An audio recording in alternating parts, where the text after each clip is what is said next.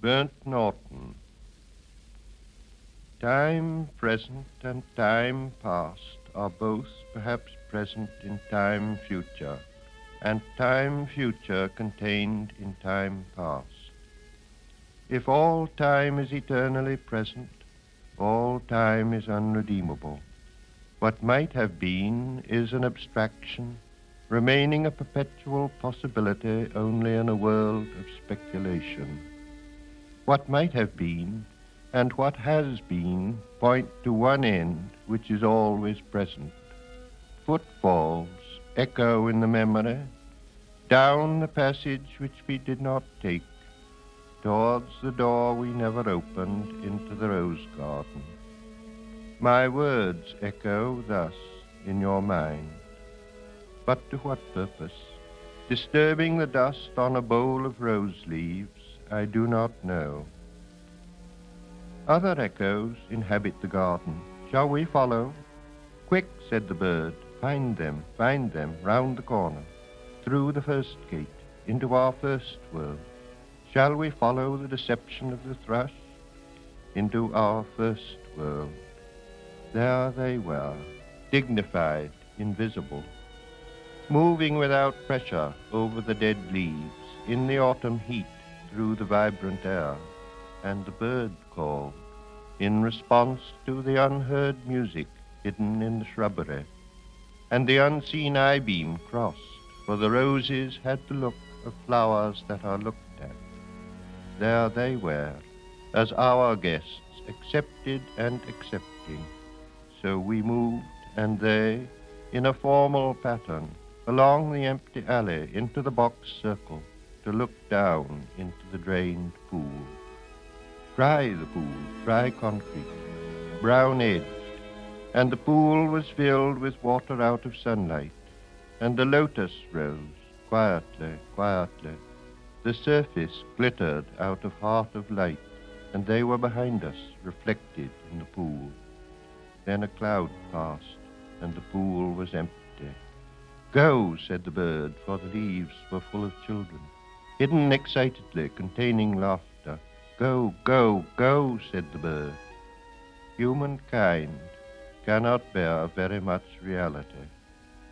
Time past and time future, what might have been and what has been, point to one end which is always present. Garlic and sapphires in the mud plop the bedded axle tree. The trilling wire in the blood sings below inveterate scars, appeasing long-forgotten wars. The dance along the artery, the circulation of the lymph, are figured in the drift of stars, ascend to summer in the tree. We move above the moving tree, in light upon the figured leaf, and here upon the sodden floor below, the boarhound and the boar pursue their pattern as before, but reconciled among the stars. At the still point of the turning world, neither flesh nor fleshless, neither from nor towards, at the still point there the dance is, but neither arrest nor movement, and do not call it fixity, where past and future are gathered. Neither movement from nor towards, neither ascent nor decline. Except for the point, the still point, there would be no dance, and there is only the dance. I can only say there we have been, but I cannot say where, and I cannot say how long, for that is to place it in time. The inner freedom, from the practical desire, the release from action and suffering, release from the inner and the outer compulsion, yet surrounded by a grace of sense, a white light still and moving, Erhebung without motion, concentration without elimination, both a new world and the old made explicit, understood in the completion of its partial ecstasy, the resolution of its partial horror. Yet the enchainment of past and future, woven in the weakness of the changing body, protects mankind from heaven and damnation, which flesh cannot endure. Time past and time future allow but a little consciousness. To be conscious is not to be in time, but only in time can the moment in the rose garden, the moment in the arbor where the rain beat, the moment in the draughty church at Smokefall be remembered, involved with past and future. Only through time, time is conquered.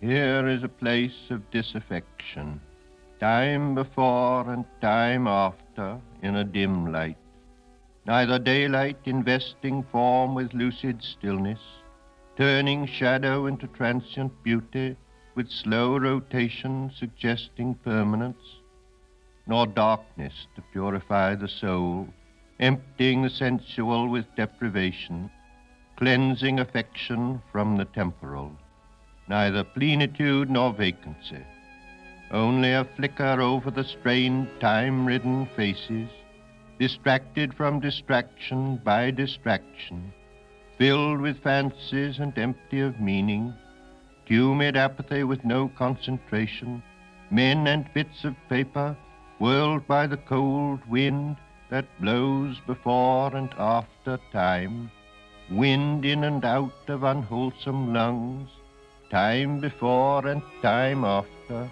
eructation of unhealthy souls into the faded air, the torpid, driven on the winds that sweeps the gloomy hills of London, Hampstead and Clerkenwell, Camden and Putney, Highgate, Primrose and Ludgate. Not here the darkness in this twittering world. Descend lower, descend only into the world of perpetual solitude, world not world, but that which is not world, internal darkness, deprivation and destitution of all property, desiccation of the world of sense, evacuation of the world of fancy, inoperancy of the world of spirit. This is the one way, and the other is the same, not in movement, but abstention from movement, while the world moves in appetency on its metalled ways of time past and time future. Time and the bell have buried the day. The black cloud carries the sun away. Will the sunflower turn to us? Will the clematis stray down, bend to us? Tendril and spray clutch and cling. Chill fingers of you be curled down on us. After the kingfisher's wing has answered light to light and is silent, the light is still at the still point of the turning world. Words move, music moves only in time, but that which is only living can only die. Words after speech reach into the silence. Only by the form, the pattern, can words or music reach the stillness as a Chinese jar still moves perpetually in its stillness. Not the stillness of the violin while the note lasts, not that only, but the coexistence, or say that the end precedes the beginning, and the end and the beginning were always there, before the beginning and after the end, and all is always now. Words strain, crack, and sometimes break, under the burden, under the tension, slip, slide, perish, decay with imprecision, will not stay in place, will not stay still. Shrieking voices, scolding, mocking, or merely chattering, always assail them. The word in the desert is most attacked by voices of temptation, the crying shadow in the funeral dance, the loud lament of the disconsolate chimera. The detail of the pattern is movement, as in the figure of the 10 stars. Desire itself is movement, not in itself desirable. Love is itself unmoving, only the cause and end of movement, timeless and undesiring, except in the aspect of time, caught in the form of limitation between unbeing and being. Sudden in a shaft of sunlight, even while the dust moves, there rises the hidden laughter of children in the foliage. Quick now, here, now, always. Ridiculous, the waste, sad time, stretching before and after.